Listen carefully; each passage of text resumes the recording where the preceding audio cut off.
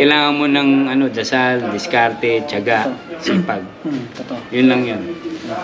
Wala nang iba. Diyos lang makakatulong sa atin. Okay, last.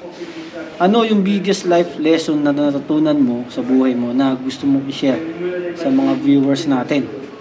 Faith in God, number one. Yun, tama. Faith in God. Tapos, kasi siya lang ang makakatulong sa iyo. Totoo. Okay, so guys yun, magandang hapon sa inyo. No? Gandang hapon. Yun.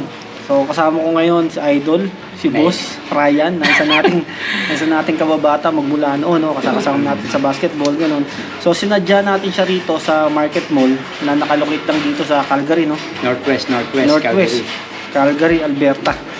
No, actually medyo malayo-layo pa nga ang pinanggalingan natin para lang ma-interview natin ng personal. It's a privilege, no? Salamat.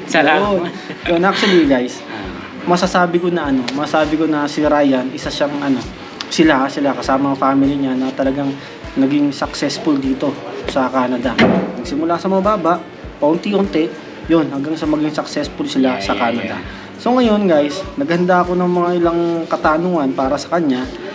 Dito sa mga katanungan na to guys, talagang sobrang dami niyong matututunan. Lalo yung mga nagbabalak na magpunta dito sa Canada at nangangarap na mamuhay dito sa Canada.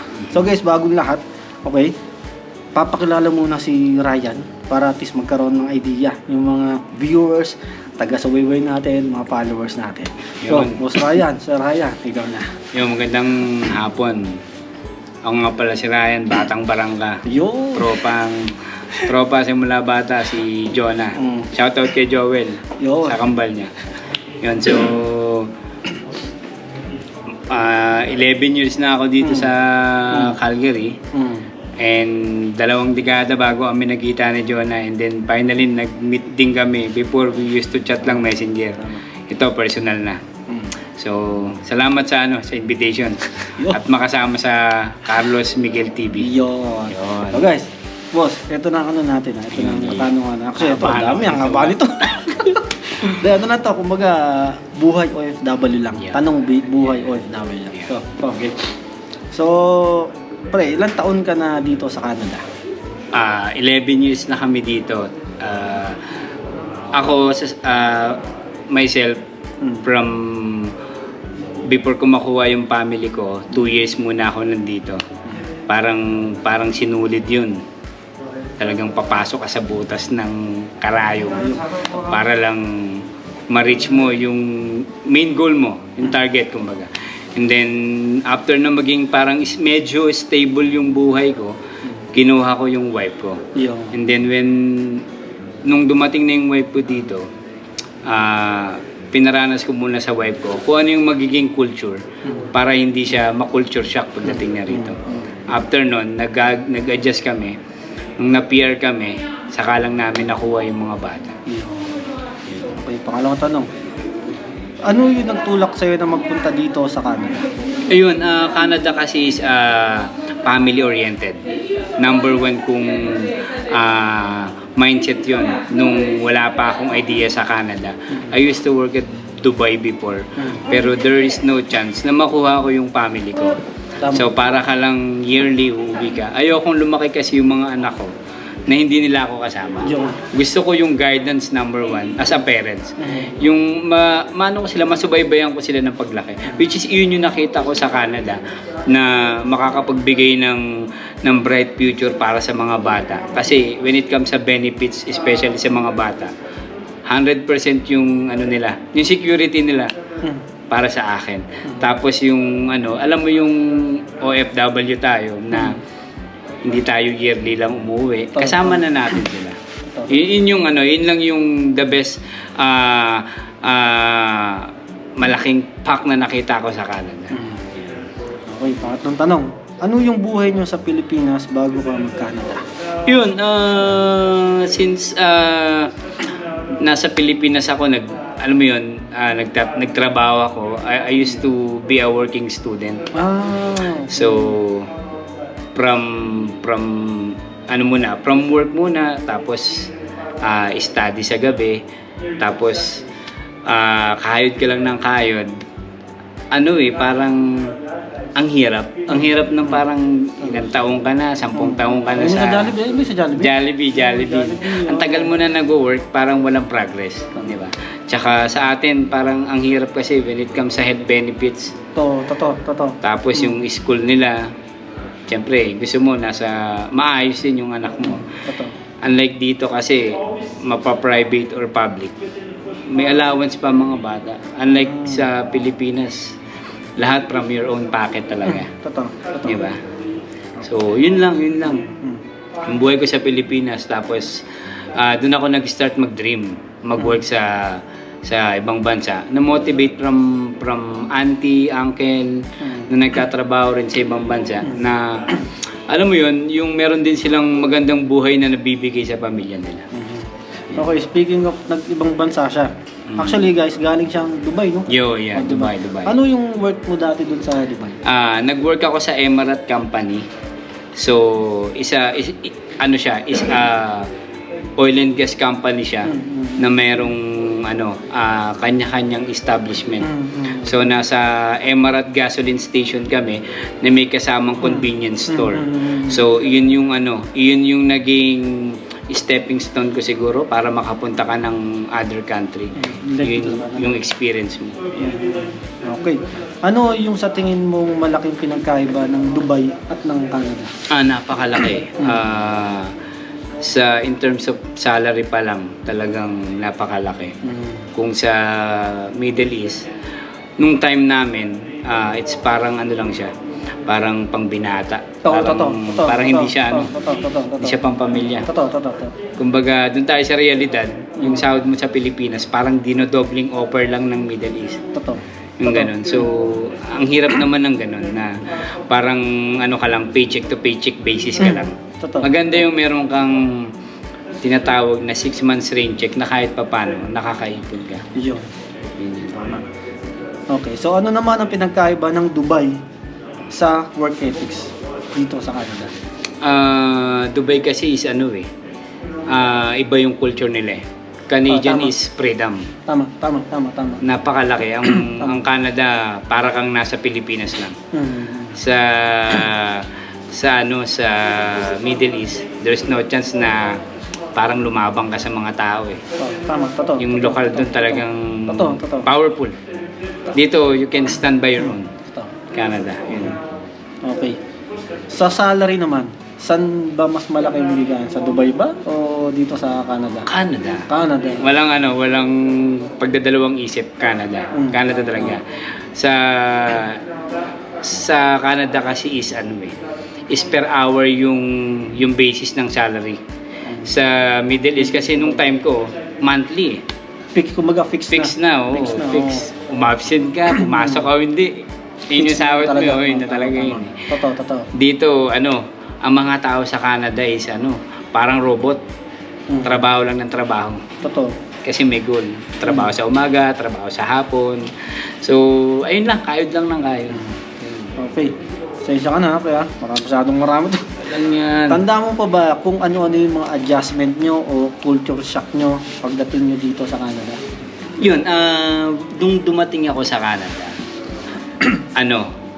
hindi naman ako gaanong nag-adjust kasi ex-abroad ako. Nasa Dubai ako. Pero nung time ko sa Dubai, it's really hard for me kasi nung flight ko, November 11, way back 2008,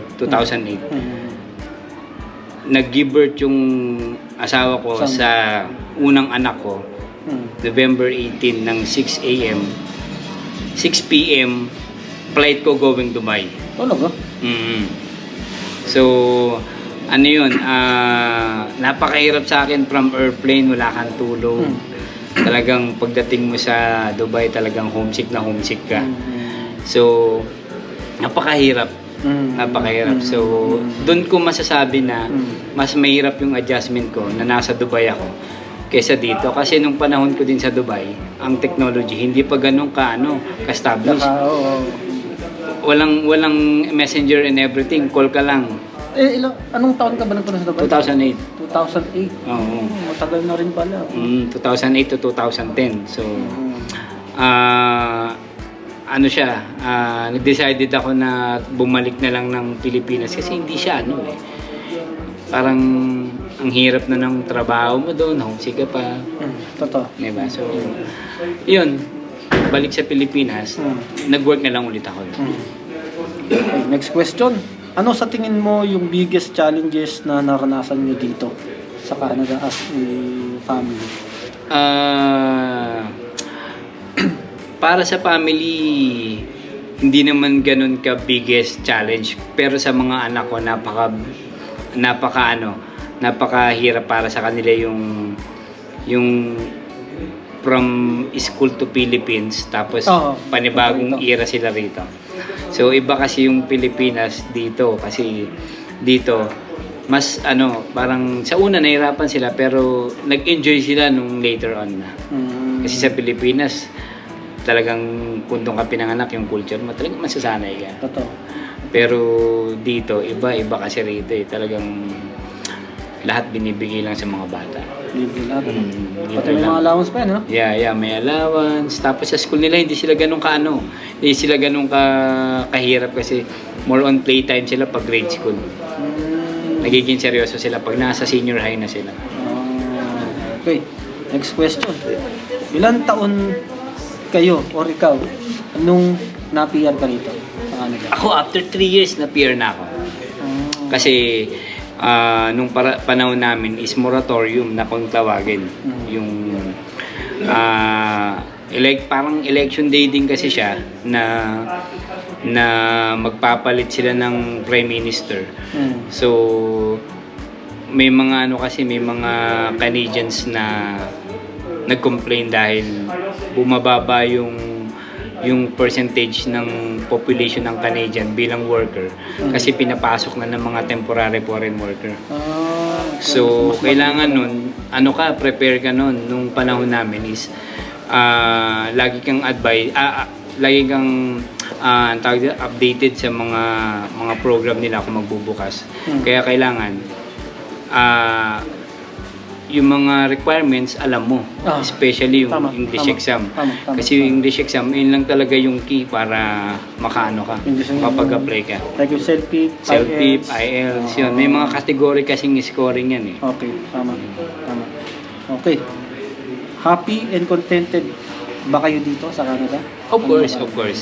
Kasi simula bata ko, ito naman yung main goal ko eh. Yung Canadian flag, nakikita ko lang ito dati. I never had a dream din na makapunta ako dun dati. Binigay lang ng Diyos. Alam mo yun, kusang dumating na. Dumating lang siya. Siguro nakita rin ng Diyos yung hirap mo.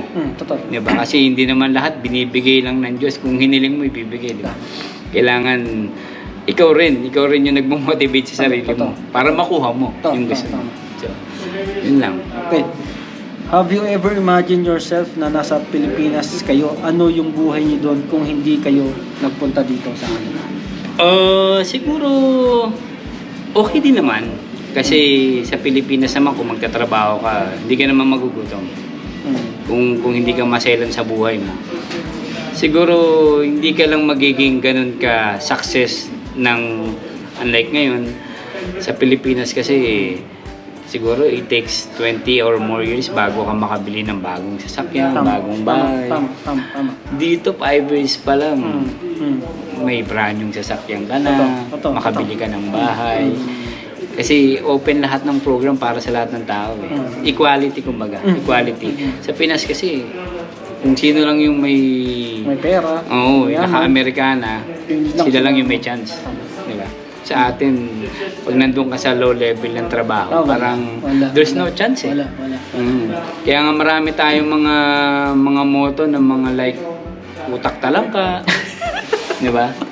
Totoo. Sino pa yung kailangan tutulong sa'yo, sila pa yung mahatak sa'yo. Totoo, pababa, no? So ako advice ko sa mga ganun, ka lang, stay put ka lang, positive ka lang. Kung ano yung goal mo, mindset mo, focus ka lang. Kasi kung pakikinggan mo yung mga negative side or yung mga pangit na mangyayari, ikaw mismo panghihinaan ka nun. Dapat ka lang, tuloy-tuloy ka lang. Huwag kang makinig sa mga negative, doon ka lang sa positive side. Ganun lang. Okay. So next, matapos na tayo Sa tingin mo ba, madali bang makahanap ng trabaho dito sa Canada? Tingin mo? Mabilis makahanap in terms of your papers kung immigrant ka. Napakadaming trabaho. Pero, pabago-bago kasi. Simula nung dumating ako rito, yung tinatawag nilang moratorium, ano yun, mahirap yun. Pero yung advice naman sa amin ng mga taong nauna na sa amin before, na residente na sila rito, ang advice nila sa amin, pabago-bago naman ang batas ng Canada. Kaya huwag kayong mag-stick sa pangit lang. Hintayin nyo yung time na mababago din nyo. Wala naman permanente sa mundo eh. So, nagbabago yun, malay nyo. Pagising nyo na umaga or 2025 na, o hindi okay na ulit. Tama. Ganun lang. Okay. Marirecommend mo ba ang Canada sa mga kabayan natin na gusto magtrabaho at manirahan dito? Oo naman. 100% yan. Kung ako nga lang ang merong company rito at meron akong kakayahang kumuha way back 20 years ago or 30 years ago, yung kapitbahay mo daw pwede mong kunin eh. Dami kong kaibigan dito.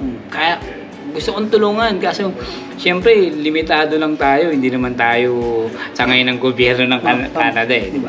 So, kung ako lang maganda ang buhay ng Canada. Kung may kukumpirma sa atin. Andiyan lang naman ang Pilipinas eh. Pero, ang pinag-uusapan kasi natin dito is yung future na eh. Future na eh. Hindi na yung kung ano lang yung buhay na gusto mo na gising sa umaga, kakain, mag-basketball, hindi na tayo ganun eh. Pamilyado na tayo eh. Totoo. Hindi na tayo yung Gaya dati na no? Wala yung isip kundi sarili lang eh. Yeah, kaya dati talagang basketball nga lang ang nasa isip ko nun eh. Tama.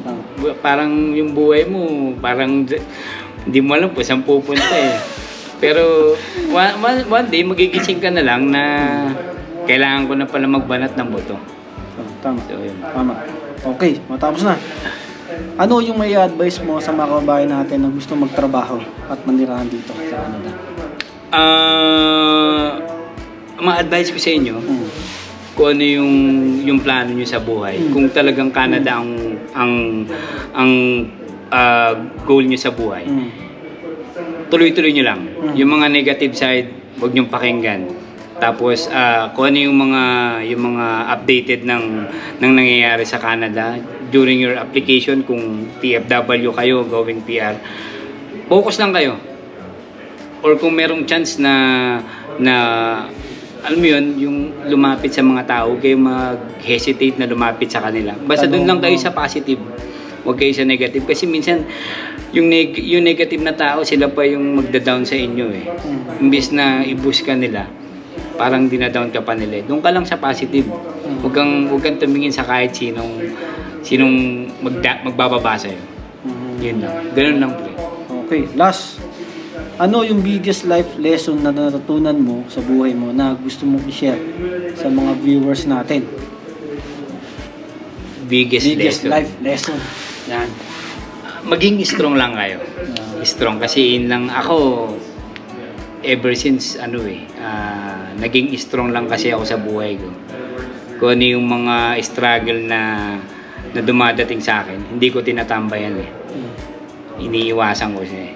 So maging strong lang kayo. Faith in God, number one. Faith in God. Tapos kasi siya lang ang makakatulong sa iyo eh. Kumbaga kung ano yung gusto mo, pumatok ka lang eh.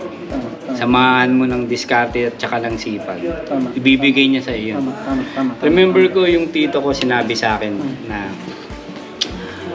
hanapin mo yung mga disadvantage ng ibang tao sa iyo.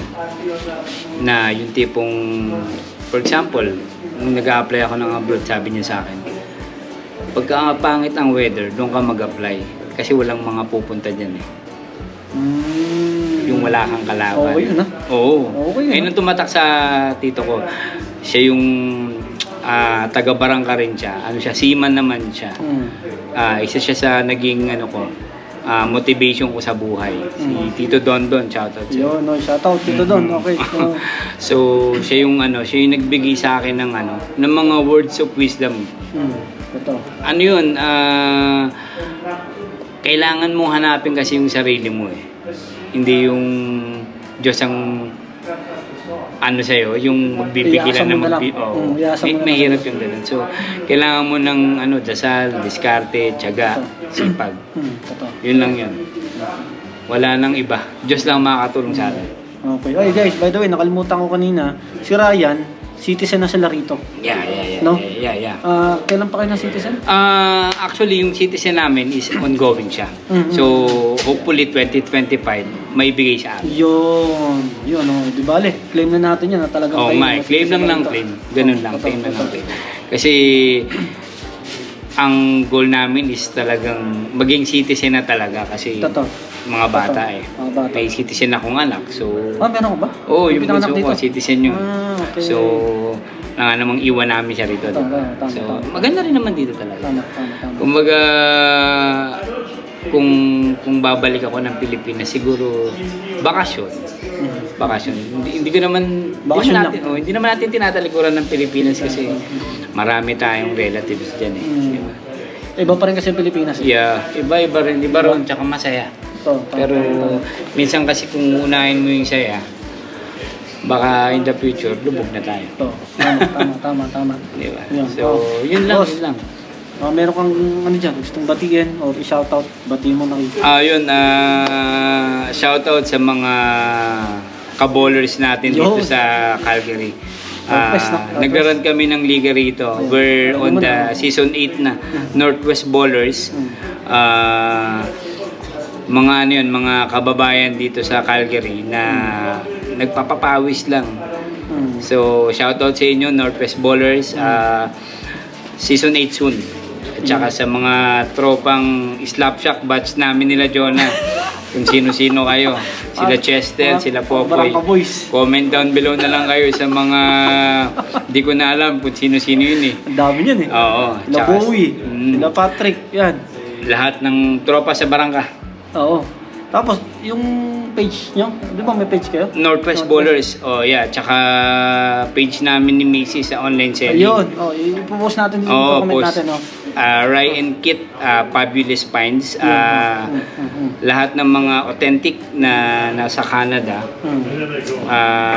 Message lang kayo. Pag available or kahit hindi available, hanapin natin yun.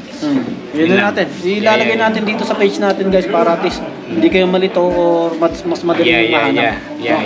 Yun lang. So, Maraming salamat sa inyo. So, pre, maraming salamat ha. Salamat, pre.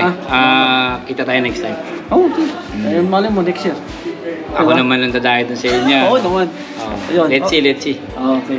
Guys, yun lang. Sana meron kayong natutunan at sana... Sana. Please kahit pa paano na-motivate kayo, lalo yung gusto mag-ano rito. Magtrabaho o mamuhay rito. So guys, yun lang. Ingat kayo lahat. God bless you all. Peace out, Peace no? out. Yun.